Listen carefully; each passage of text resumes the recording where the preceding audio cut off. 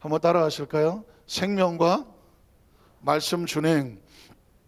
오늘 생명과 말씀 준행 두 번째로 오늘 본문에 있는 내용을 가지고 말씀 나누는데, 우리가 창세기 22장 하면 머릿속에 떠오르는 것은 아브라함과 이삭, 그리고 모리아산, 번제, 이게 이제 머릿속에 창세기 22장에 떠오르는 거거든요. 근데 거기에 첫 시작에 보면 하나님께서 뭐라고 말하냐면 마지막으로 또는 두 번째로 시험하사, 뭐 이런 테스트 얘기가 나온단 말이죠. 자, 그러면 하나님께서 아브라함에게 첫 번째 테스트는 어디서 했을까 했더니, 뭐 여러분 아시겠지만 창세기 10장 1절에 보니까 하나님께서 아브라함에게 말씀하시되 가라사대 너는 본토 친척 아비 집을 떠나서 이제부터 내가 내게 뭐 하는 곳으로 지시하는 길로 가라.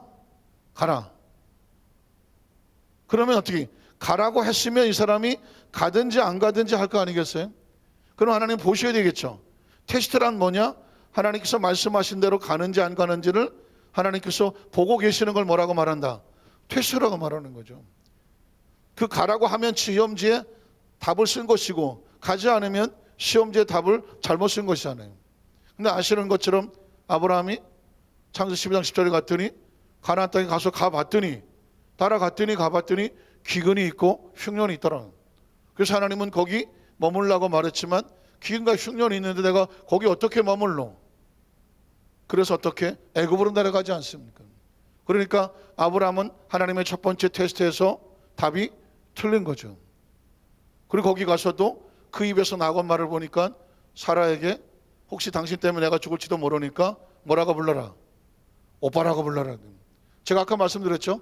크리스찬은, 하나님의 사람은 결정과 방향과 언어와 생각과 그 입술의 모든 것들을 통하여 그 속에 하나님이라는 존재가 얼만큼 차지하고 있는지가 바깥으로 드러나는 것이거든요. 드러나는 거거든요. 가나안에 가라고 이제 말씀이 들어왔는데 애굽으로 내려가니까 이 속에 가나안 가는 말씀은 없는 거죠. 그리고 하나님에 대한 절대 신뢰가 있으면 아무리 힘들고 어려워도 여기서 하나님이 있으라고 했으니 여기서도 살 길이 있다 라고 믿어야 되는데 불구하고, 아니다, 나는 애굽에 가서 내가 살 길 찾겠다. 그래서 그 입의 말이 뭐예요?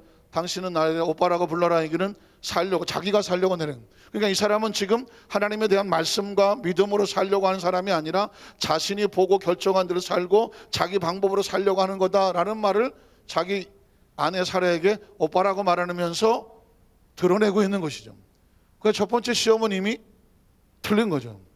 그러면 시험이란 뭐냐? 한 번 떨어지면 다음에 두 번째로 불쌍해서 붙여줍니까? 아니죠.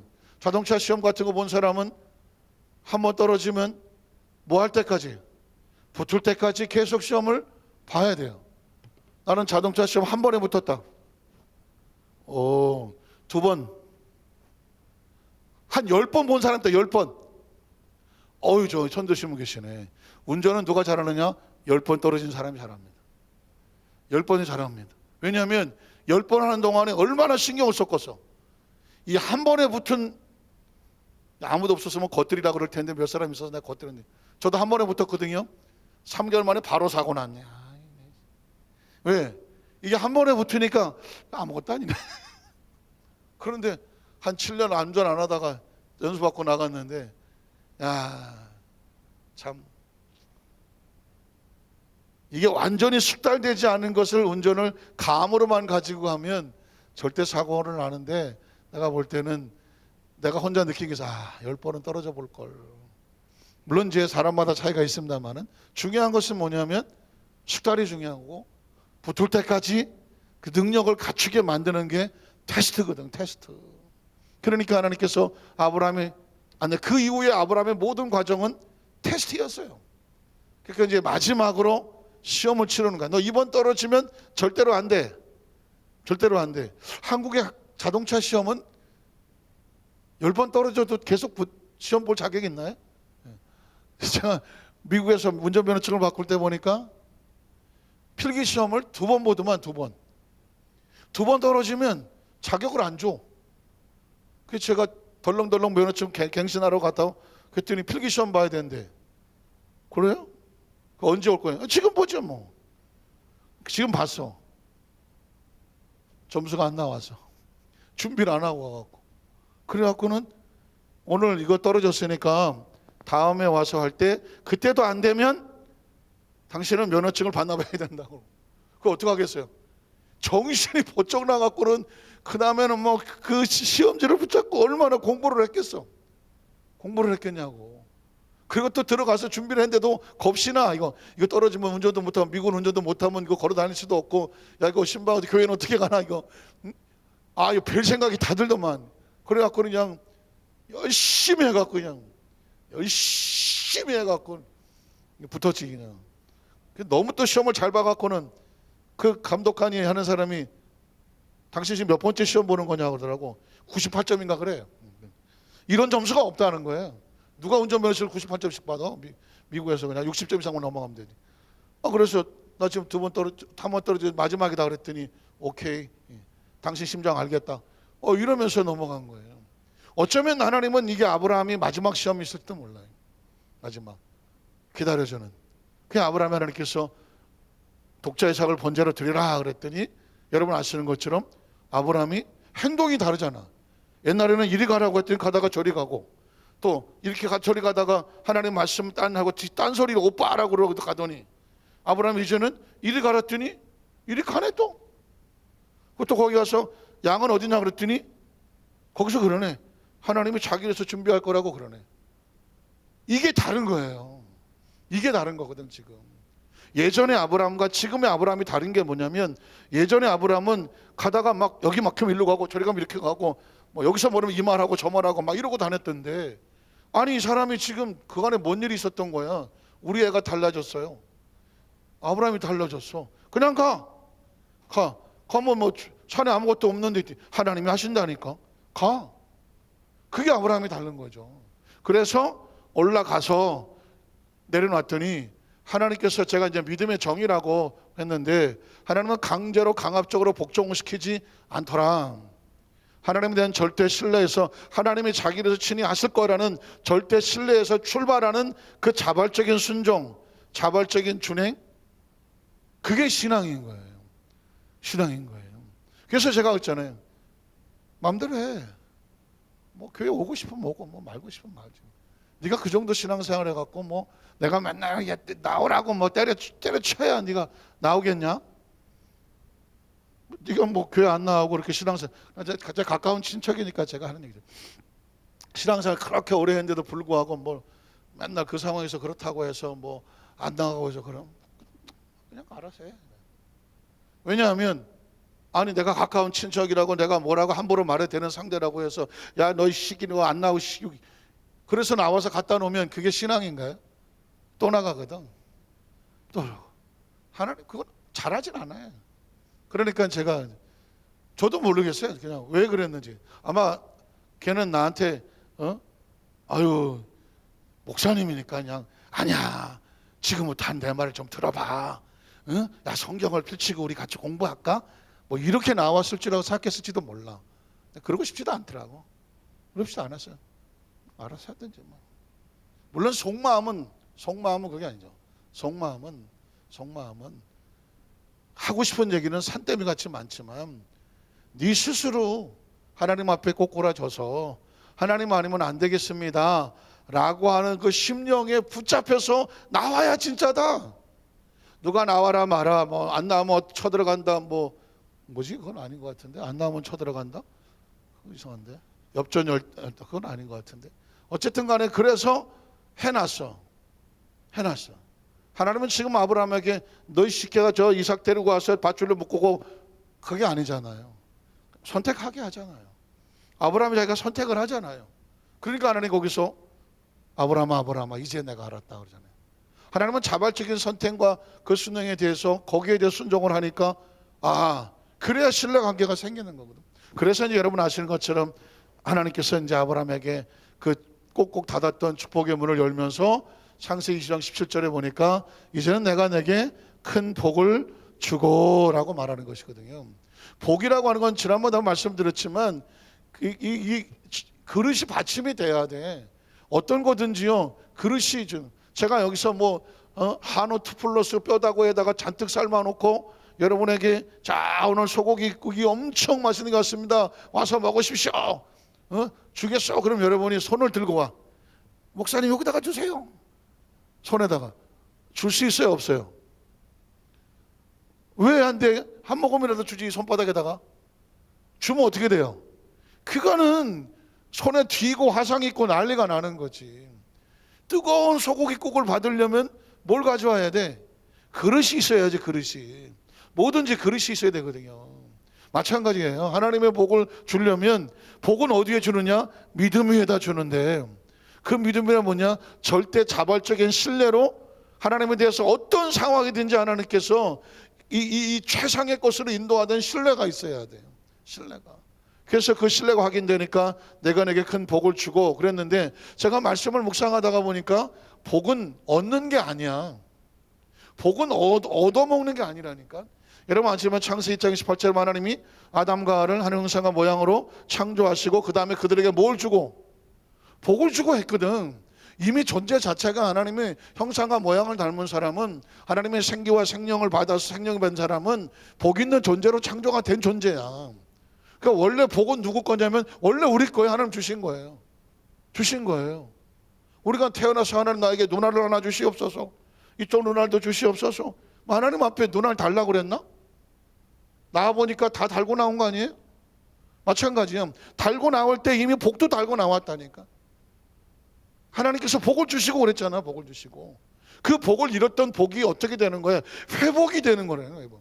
그러니까 우리는 당연히 하나님으로부터 복을 구하지만 주시옵소서 빌어서 동냥해서 없는 거 받는 게 아니라 원래 회복이 되는 거라니까. 아니 탕자의 비유가 왜 나오겠어요? 아버지가 저 동네 다니면서 어디 죄송한 얘기지만 뭐 전쟁에 고아들이 있어갖고 그 중에 야 너는 지금부터 내 아들이다 자식으로 삼았냐고. 물론 이거 양자라고 말하고 입양이라고 말하지만 이런 자식이 아니라니까. 왜 그런 무슨 뭐 입양의 비유가 아니라 왜 탕자의 비유야? 왜 탕자의 비유냐고. 탕자는 원래 누구 자식이에요? 아버지 자식이라니까. 근데 그 자식이 왜 탕자가 된 거예요? 아버지를 떠나서 아버지하고 방향이 다르니까 탕자가 된 거잖아요. 그랬더니 그 아들이 다시 회복을 하려면 어떻게 해야 돼? 아버지께로 다시 돌아와야 되는 거냐? 돌아와야 돼. 돌아올 때 자기가 아버지한테 그러잖아요. 난 자식이 자격이 없으니까 빌잖아. 그냥 종이라도 살게 해주세요 했잖아요. 근데 아버지가 말은 넌 나 원래부터 뭐야? 자식이야. 한 번 자식은 영원한 자식이지. 우리가 볼 때는 주여 나를 용서하시고 나에게 복을 주시옵소서 할지 모르지만 이 사람아 넌 원래 뭐 있는 사람이야? 복 있는 사람이야. 아니 그게 지금 제가 만든 말입니까? 하나님께서 이미 복을 창조하셨고 잃어버렸던 복을 내가 다시 찾을까? 회복이야. 자, 네 씨가 크게 번성하여 하늘의 별과 같고 바닷가의 모래 같고 네 씨에게 조문을 차지하겠다. 이미 하나님께서 아담과 하와를 창조하실 때 그들에게 복을 주시고 생육하고 번성하여라고 말했어. 번성은 이미 아담과 하와를 창조했을 때 하나님 복을 주시고의 그 복의 내용이 뭐야? 번성이야. 그러니까 하나님께서는 우리에게 번성하도록 만들어 놓았다니까. 번성은 재수와 운이 좋아서 된 게 아니라 하나님과 회복을 하면 자연이 따라 나오는 게 뭐야? 번성이야. 이거는 잃어버렸던 번성이기 때문에 하나님께서 다시 회복을 시켜주되 내가 뭐 해주는 거예요? 약속을 하고 보증을 해주는 거지. 복숭을 해주는 거지. 그래서 하나님께서 아브라함과 계획을 맺을 때 잃었던 약속을 찾아 번성을 회복을 시켜주는 것이고, 그리고 18절에 보면 내 씨로 말면, 씨라는 단어가 나오면 아브라함의 아들 이삭을 얘기하지만 이삭은 이 씨가 무슨 씨일까요? 약속의 씨앗이지. 여러분 참 재미있는 씨잖아요. 우리 저 봄에 씨 뿌리잖아요. 씨는 다른 말로 뭘까요? 씨는 약속이에요. 씨는 뿌리면 나게 돼 있어. 도대체 뭘 믿고 뿌리는 거야? 그것도 뿌리고 나서 또 흙으로 덮어. 거기다가 발로 밟아. 근데 얘는 시간이 지나면 나와. 뭘 믿고 나오는 거야 이거? 씨는 원래 그게 자기의 그 사명이야. 씨는 약속이야, 약속. 그래서 사람들이 약속을 믿기 때문에 종자 씨앗이라는 것을 안 먹고 잘 버티고, 이건 뭐 약속이니까 내년 봄에 뿌려야 돼. 이거는 뿌리다니까. 겨울에 아무리 배고프고 뭐 양식이 없어도 종자 씨앗은 삶아 먹는다, 안 먹는다? 안 먹지. 이거 먹으면 한 끼로 끝나. 그러나 뿌리면 한 1년을 먹을 수 있다니까. 그게 약속의 씨앗이라는 거예요. 실험처럼 우리니 내가 뭐 했기 때문에, 나의 말을 뭐 했기 때문에요? 준행했기 때문이라는 거예요. 준행이라는 단어는 준수하고 말씀의 약속을 지켜서 행동했다. 그래서 제가 그러잖아요.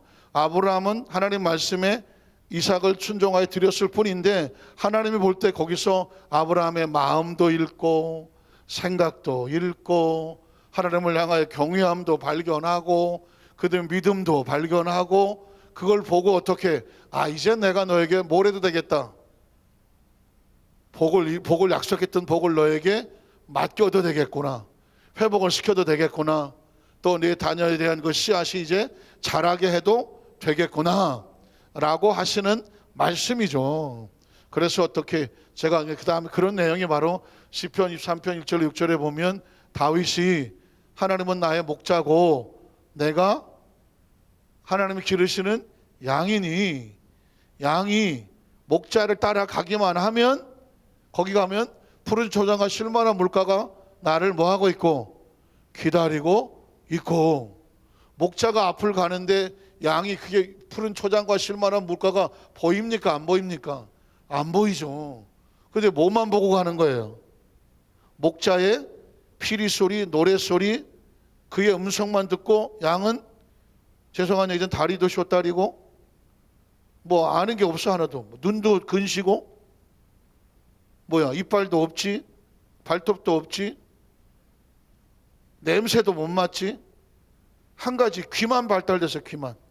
그래서 이러고 가는데 음성이 들리면 그쪽으로 또 가고 따라가 봤더니 거기에 뭐가 있어?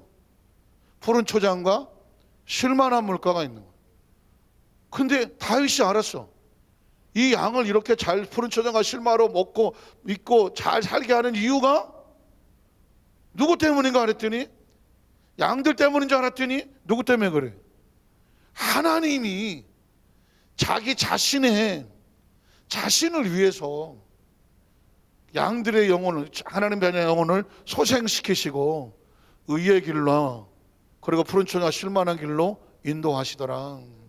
한번 따라하세요. 하나님의 자존심. 여러분의 자녀를 여러분이 최선을 다하여 양육하고 성장시키고 어떤 최고의 작품을 만들려고 하는 것은 사실은 누구 때문이야? 일단 그 아이 때문이잖아요. 그 아이가 잘 되기를 바라잖아요. 그러나 그 잘 되기를 바라는 마음은 뭐냐면 부모의 마음도 있는 거예요. 부모의 마음이 있는 거예요. 그 부모의 마음이란 나쁜 의미에서 부모의 욕구를 대신하려고 하는 그런 나쁜 의미가 아니라 그 부모는 자녀가 최선을 잘 되게 해야 되는 자기에게 사명이 있고 책임과 있고 의무가 있기에, 자기가 잘 돼서 그 자녀가 잘 성장해 놓으면 그게 누구의 기쁨이야? 나의 기쁨이잖아요. 부모의 기쁨이잖아요.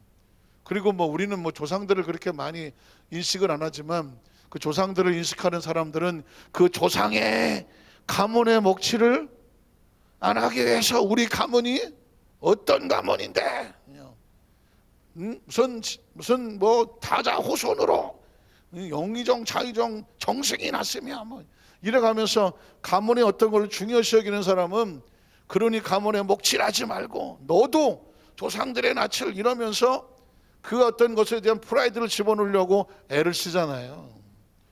하나님은 하나님의 이름에 하나님의 자녀가, 하나님을 따르는 하나님의 자녀가 엉망진창으로 무너져 버리면 이건 누구 자존심이 무너지는 거예요? 이건 하나님의 자존심. 나를 따라오는 양들이, 내가 잘 돌보지 않아서 양들이 저 늑대에게 물려가고 다 물려가. 그러면 그 김신의 양이, 이신의 양이 말이야, 그 애들 변변치 못해 죽고, 아이고 얼마 안 남았다네. 그러면은 사람들이 누굴 욕하겠어? 목자를 욕하는 거 아니겠어요? 목자. 하나님 백성들에 대해서 하나님께서 야훼는 나의 목자시니 라고 말할 때 그 고백은 뭐냐? 하나님의 양들은 누가 책임을 진다? 목자 대신 하나님이 책임을 진다는 거죠. 그래서 너는 내 백성이고 나는 너의 하나님이고, 야곱아 너는 나의 것이나 너는 내 것이다. 네가 물 가운데 불 가운데 하더라도 내가 너를 지키고 보호하고 하는 이유가 다 뭐예요? 하나님의 자존심이에요. 하나님의 이름 때문에 그렇게 하는 것이죠. 그래서 제가 이제 이런 얘기를 자꾸 드리는 말씀을 성경에 찾아 드리는 이유는 뭐냐면, 하나님이 누구인지를 알고 우리가 누구인지를 알고 하나님과 관계를 알면 우리가 살아가는 것이 아니라 하나님 우리를 살게 하신다는 거예요. 목자 양이 뭐 쭈글쭈글 열심히 가기는 갔지만 가만히 보면 양을 누가 끌고 갑니까? 목자가 끌고 가잖아요. 어디로 끌고 갑니까? 푸른 초장과 실만한 물가로 끌고 가지 않습니까? 왜 그렇게 합니까? 양은 푸른 초장과 실만한 물가가 있어야 먹고 사니까. 집으로 돌아옵니다. 가는 길을 양들이 압니까? 모릅니까? 모르죠. 근데도 이 양들은 누구만 또 따라갑니까?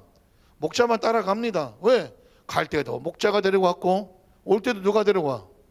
목자가 데리고 와. 오면서 또 생각합니다. 좀 머리 좋은 양들은 집에 가면 뭐가 있다?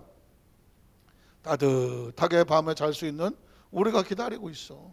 그러니까 믿고 또 가는 거야. 그래서 하나님께서 우리에게, 하나님은 양이 목자가 되고 우리 양이 된다. 예수님도 나는 선한 목자다, 너희는 양이다 라고 하는 이유는 뭐냐? 자꾸 인생은 사실 허망하기도 하고, 인생이라는 것은 크게 알면 알수록, 차라리 아무것도 몰랐을 때는 모르지만 아니까 불안하기도 하고, 과학이 발달하고 뭐가 발달하다가 보니까는 그게 더 힘들고, 뭐 아는 건 무슨 뭐 지식이 힘이라고 그랬지만 모르는 게 약이다. 차라리 몰랐을 때는 그냥 그러려니 하고 살았는데, 알면 알수록 이게 살아있다는 것이 엄청난, 이거 정말 100만 분의 1 확률에 겨우 살아있는 그런 거거든요. 이 와중에 우리가 살아갈 수 있는, 안정할 수 있는 것은 뭐냐? 이 하나님의 약속된 창조주 하나님을 발견하고 붙잡아야 살아가는 거예요. 살아가는 거. 그러니까 신앙 없이 살아가는 사람은 대단한 사람들입니다. 진짜 대단한 사람. 뭘 믿고 살아가는지 모르겠지만 진짜 대단한 사람이고, 우리 여도수 만산교회 성도들은 뭘 믿고 살아가느냐? 하나님이란 존재, 그 존재가 우리에게 약속을 했고, 하나님과 우리 사이는 그 약속의 관계로 뗄래야 뗄 수 없는 그분이 나를 이끌고 가신다. 믿으십니까? 그것만 가슴에 품고 있어도 당장 뭐 되든 안 되든 뭐 이런 거에 대해 희리힐비하지 않고, 세상 돌아가는 것에서 마음이 출렁대지 아니하고 견고하여 요동하지 않는, 왜 의심하였느냐? 왜 두려워했느냐? 풍랑과 파도를 잠잠케 하신 분은 누구다? 주님이 하신다는 거죠.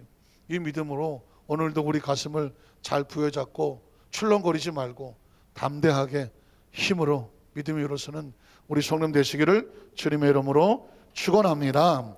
우리 찬양 한 곡을 드리겠습니다.